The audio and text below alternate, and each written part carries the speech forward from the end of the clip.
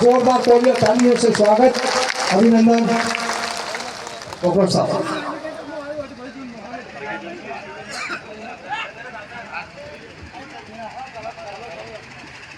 आप सभी को सलाम, नमस्कार, जय भीम, जोहार।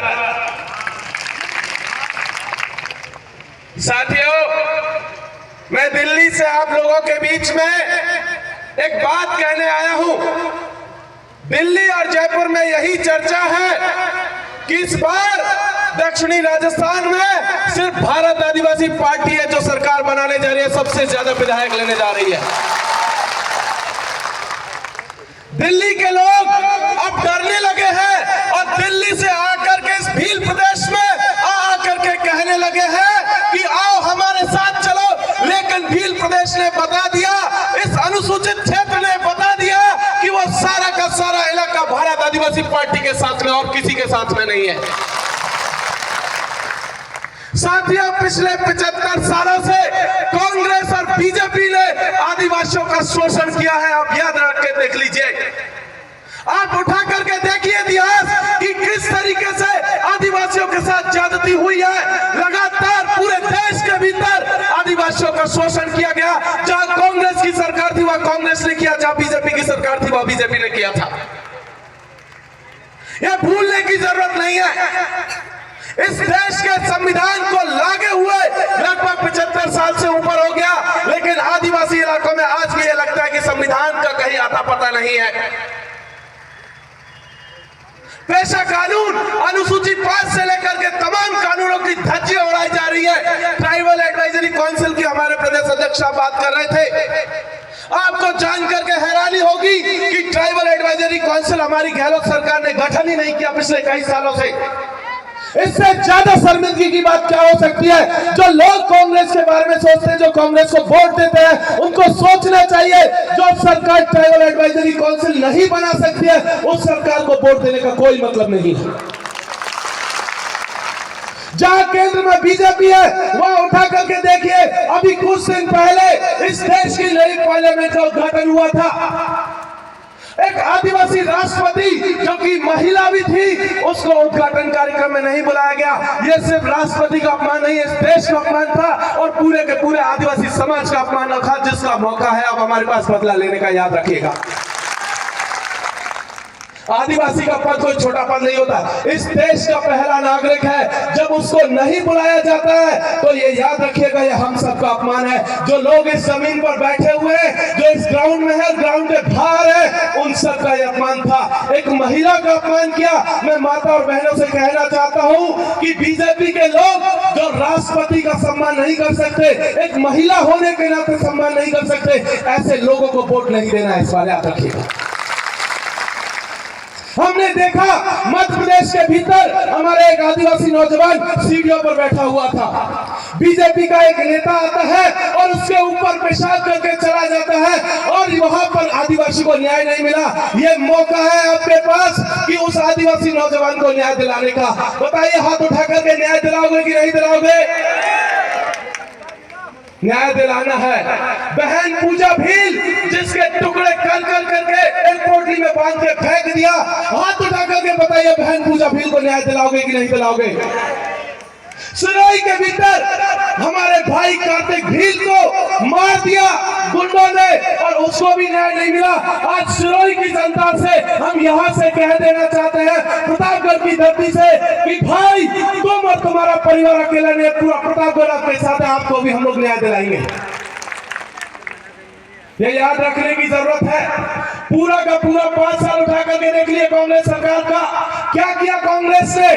कोई पहली बात तो नौकरियां निकली नहीं। जहां नौकरियां निकली वहां पेपर नहीं हुए, पेपर जहां हो गया वहां पेपर आउट हो गया, और पेपर आउट कहीं नहीं हुआ तो वो वैकेंसी जाके जो है कोर्ट में फंस गई। आज याद रखने की जरूरत है मेरे नौजवान साथियों।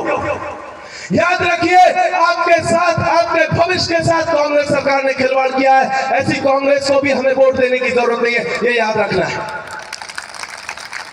एक और चीज याद रखने की जरूरत है, कांकरी डूंगरी के भीतर आज से 3 साल पहले हमारे कुछ नौजवान साथी 1167 पदों की भर्ती के लिए आंदोलन करने गए थे कि नहीं गए थे? क्या मांगा था उन्होंने? क्या मुख्यमंत्री बनना चाहता था क्या उनमें से कोई? नहीं बनना चाह रहा था ना। किसी ने कहा था कि हमको प्रधानमंत्री बनाइए? नहीं कहा ना।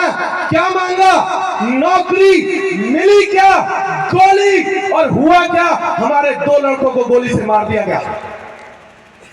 मारा गया कि नहीं मारा गया? यस। बताइए, कांग्रेस के लोग जब वोट मांगने आए तो पूछिएगा क्या उन दोनों लड़कों को जिंदा कर सकते हो? अगर कर सकते हो तो हम वोट देंगे, नहीं तो वोट नहीं देंगे। याद रखने की जरूरत है।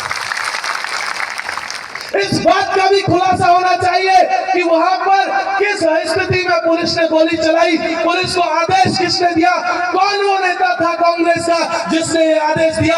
हमको बिल्कुल नहीं भूलना चाहिए। उसी काकरी डूंगरी के भीतर 7,000 नौजवान के ऊपर आज की तारीख में FIR है। आप बताइए, जिस नौजवान के ऊपर FIR है, क्या उसको नौकरी मिल सकती है कि नहीं मिल सकती? नहीं मिल सकती है। याद रख लीजिए, जिसके ऊपर FIR है, एक बार चालान हुआ, उसके बाद याद रखिएगा उसको नौकरी नहीं मिलेगी। मतलब 7,000 नौजवानों का भविष्य कांग्रेस पार्टी ने खतरे में डाल दिया, उनके भविष्य को अंधकार में डाल दिया। और सिर्फ वो 7,000 नौजवान नहीं है, उनके पीछे उनका परिवार भी है। मतलब 7,000 परिवार, और एक परिवार में 5 व्यक्ति भी मान लो तो कितने लोग हो गए भाई?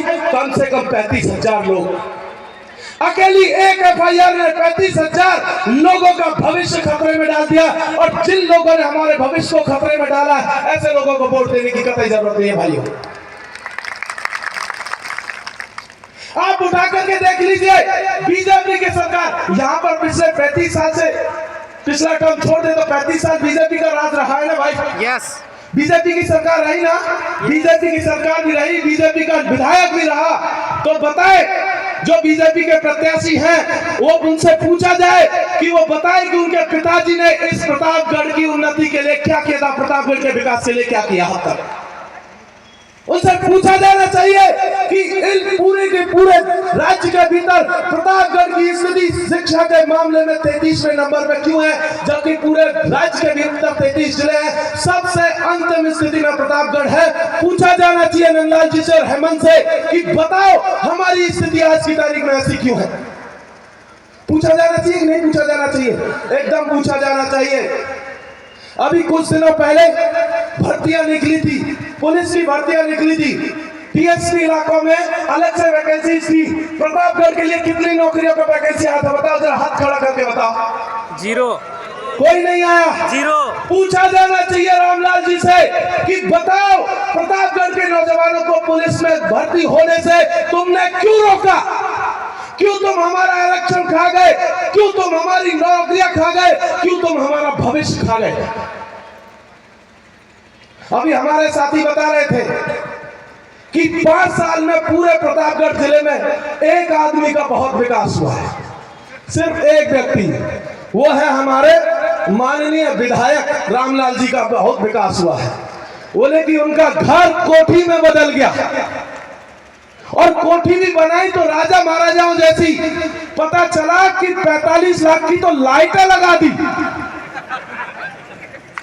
अब एक बात बताइए, इस देश में राजा महाराजाओं को खत्म हुए 75 साल हो गए, और वो प्रतापगढ़ जैसे राज्य में जहां इतनी खराब स्थिति है, सड़कें नहीं है, पानी की व्यवस्था नहीं है, वहां पर वो कोठियों में रह रहे हैं। अब बताओ, जो कोठियों में रहेगा उसको आपका दर्द क्या पता, वो आपका क्या भला करेगा। जमीन में भी पता चला तो हजारों बीघा जमीन उन्होंने अपने हिस्से में ले ली। एक बात बताइए, विधायक जो है जनता का सेवक होता है, जनता का नौकर होता है, उसकी तनख्वाह भी मेरे से कम है, उसकी तनख्वाह मेरे से कम है, लेकिन इतनी बड़ी कोठी का पैसा कहां से है जरा पूछिए उनसे। वो बताए कि ये कोठी जमीन कहां से आई आपके पास, आपने कौन सी नौकरी की, ये कौन सी स्कीम थी जिससे आप इतने जो है पैसे वाले हो गए और हम सब गरीब हो गए। हमको भी बताइए भाई स्कीम, हम सबको बताइए, हम भी अमीर होना चाहते हैं, हमारे पास भी कोठी हो, हमारे पास भी जमीन हो, इसलिए पूछे जाने की जरूरत है। और प्रतापगढ़ को रामलाल जी ने, जो विधायक साहब उन्होंने, और पूर्व विधायक नंदलाल जी ने दरअसल एक अपने परिवार के लिए समेट करके रख दिया। उन्हीं के घर में सरपंच होंगे, उन्हीं के घर में जिला प्रमुख होंगे, उन्हीं के घर में बाकी पद होंगे कि नहीं होंगे। तो हम क्या किस लिए बैठे हुए हैं? किस लिए बैठे हुए हैं? तो अब एक बार कह देने की जरूरत है, रामलाल जी आपकी जरूरत नहीं है, नंदलाल जी आपकी भी जरूरत है, हेमंत आपकी भी जरूरत नहीं है। हम मांगीलाल भाई के पीछे पीछे अपना विकास खुद कर लेंगे। हमको अब तुम्हारी जरूरत नहीं है। और उनके पिताजी को प्रणाम, उनके बारे में कुछ नहीं कहना, उन्होंने बहुत विकास कर लिया। उनका विकास मुझे नहीं लगता इस प्रतापगढ़ की जनता को बताने की जरूरत है, उसको यहीं से प्रणाम। लेकिन एक बात याद रखिएगा साथियों, ये वो लोग हैं, एक नागनाथ है तो दूसरा सांपनाथ है, दोनों के दोनों जहरीले हैं। और दोनों को जिसने डसा है दोबारा पानी नहीं मांगा। इन्होंने प्रतापगढ़ की जनता में जो जहर डाला है, जिस तरीके की नफरती जहर डाला है, प्रतापगढ़ को इस राजस्थान के भीतर सबसे निचले पायदान पर लेकर के आ गए हैं। अब वक्त है बदलाव का, और मांगू भाई के आगे पीछे चल चल करके हम प्रतापगढ़ को ऊपर तक लेकर के जाएंगे, ये यहां से कह देने की जरूरत है साथियों। हमारे बच्चों की जो नौजवान साथी स्कूल जाते हैं, कॉलेज जाते हैं, बताइए छात्रवृत्ति कब से नहीं आई है भाई? 3 साल से। कौन खाया छात्रवृत्ति का पैसा? रामलाल जी, रामलाल जी विधायक तो यही थे। छात्रवृत्ति का पैसा कहां गया? तो रामलाल जी की कोठी में चला गया। कहने में कोई गुरेज नहीं है, रामलाल जी ने कोई नौकरी नहीं की, कोई बिजनेस नहीं किया, तो छात्रवृत्ति का पैसा कहां गया? रामलाल जी की कोठी में चला गया। बुजुर्गों की पेंशन कहां गई? पिछले 5-6 महीने से बुजुर्गों की पेंशन नहीं आई है, वो भी रामलाल जी के घर में लाइट लगवाने में चली गई। ठीक। और स्थिति यह है, वो कहते हैं कि हमें एक थैली दे रहे हैं, देख रहे होगा ना, एक थैली आती है, वो थैली बड़ी काम की है, वो थैली सिर्फ काम की, बाकी उसमें जो माल मटेरियल है वो कोई काम का नहीं है। पता चला आटे में रेत डाल दिया, नमक में कुछ और मिला दिया, और जो मिर्ची का पैकेट आता है उसमें लकड़ी का बुरादा डाल दिया। अब एक बात बताइए, जो आदमी, जो पार्टी, जो सरकार नमक तक शुद्ध नहीं दे सकती है जनता को, वो हमारा क्या भला करेगी भाई? करेगी कोई भला? नहीं। अरे जो लोग नमक में दलाली कर गए, जो आटे में मिलावट कर गए, जो मिर्चा के पैकेट में दलाली कर गए, उनसे हमें कोई उम्मीद नहीं रखनी चाहिए, यहां से कह देने की जरूरत है। इस बार हमारे पास मौका है बदलाव का, और बदलाव करेंगे तो ये यकीन मानिए, प्रतापगढ़ जो आज की तारीख में सबसे नीचे है राजस्थान में, आने वाले दिनों में सबसे ऊपर मिलेगा। और वो होगा मांगूलाल जी के साथ में चलने से, मांगू दादा के साथ में चलने से, हॉकी के बटन पर वोट देने से होगा, नहीं तो नहीं होगा, बैठने से भी नहीं होगा खाली।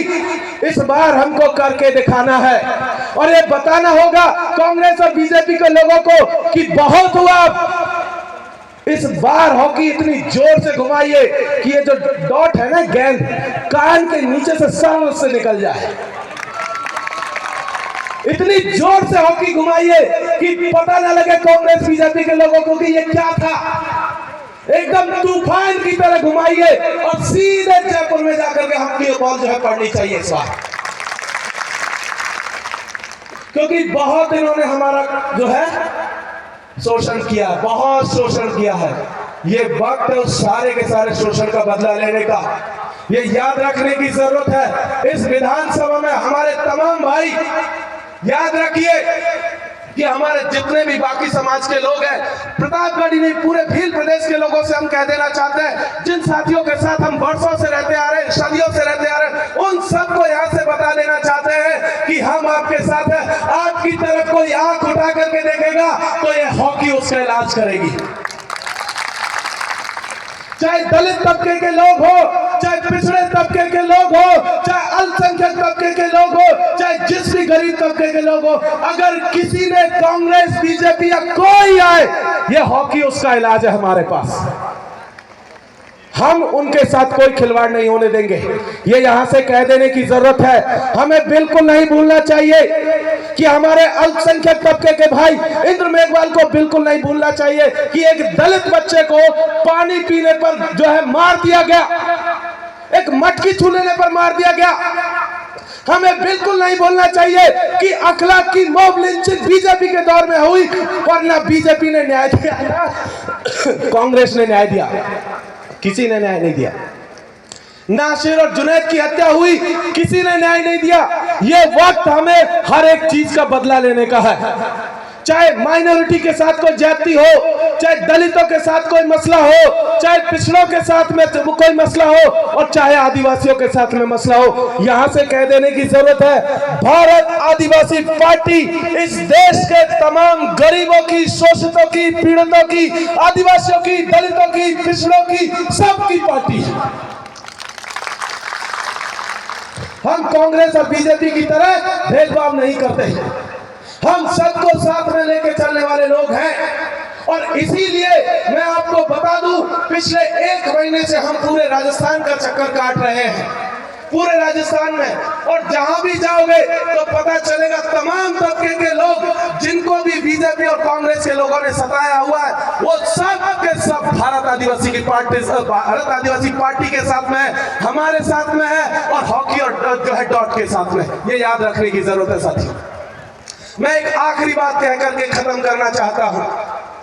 एक छोटा सा कहानी, एक बार एक जंगल में आग लगी, तमाम जीव जंतु भागने लगे, लेकिन एक छोटी सी चिड़िया थी जो एक बार जंगल से नदी के किनारे जाती, अपनी चोंच में पानी भरती और उस आग के ऊपर डाल रही थी। कुछ जानवर उसके ऊपर हंसने लगे, कहने लगे कि तुम्हारे इस चोंच में पानी लाने से क्या जंगल की आग बुझ जाएगी? चिड़िया ने एक बात कही थी, उन्होंने कहा कि मैं जानती हूं कि मेरे इतने से पानी लाने से आग नहीं बुझेगी, लेकिन जिस दिन जंगल का इतिहास लिखा जाएगा, मेरा नाम इस आग को बुझाने वालों में शामिल होगा और तुम्हारा नाम भगोड़ों में शामिल होगा। आज यही प्रतापगढ़ की जनता को बताना है कि मांगू भाई वो चिड़िया है जो इस प्रतापगढ़ का विकास करेगी, इस प्रतापगढ़ को ऊंचाई तक लेकर के जाएगी, इस प्रतापगढ़ को तरक्की तक लेकर के जाएगी। कांग्रेस बीजेपी के लोग आग लगाने वाले लोग, ये याद रखने की जरूरत है। एक और छोटी सी कहानी कहकर के बात को खत्म करूंगा। एक बार एक गांव में कुछ चोर आए, और चोर आए तो एक घर से एक भैंस को पकड़ के ले गए। भैंस के गले में एक घंटी बंधी हुई थी। चोरों के एक ग्रुप ने क्या किया, वो घंटी भैंस के गले से खोली और एक दिशा में चले गए और भैंस को लेकर के दूसरी दिशा में चले गए। गांव वालों को जब पता चला तो गांव वाले जो उस घंटी के पीछे पीछे दूसरी तरफ भागे, और वहां जाकर के पता चला कि एक घंटी उसके हाथ में आई और भैंस को दूसरी तरफ चोर लेकर के चले गए। कांग्रेस और बीजेपी के लोग उसी घंटी की तरह इस देश को एक दिशा में लेकर के जा रहे, और हमारे जल जंगल जमीन को दूसरी तरफ में धकेल दिया गया। इसलिए अब हम लोगों को अपने जल जंगल और जमीन को बचाना है, अपनी शिक्षा और स्वास्थ्य को बचाना है। अच्छा स्वास्थ्य होगा तो हम सब लोगों की तरक्की होगी, अच्छी शिक्षा होगी, अच्छी नौकरी मिलेगी तो डूंगरपुर का भी विकास होगा, प्रतापगढ़ का भी विकास होगा, पूरे राजस्थान का विकास होगा। यही कहकर के मैं अपनी बात को समाप्त करता हूं। बहुत बहुत शुक्रिया। जय भीम, फूल जोहार, जय मंडल।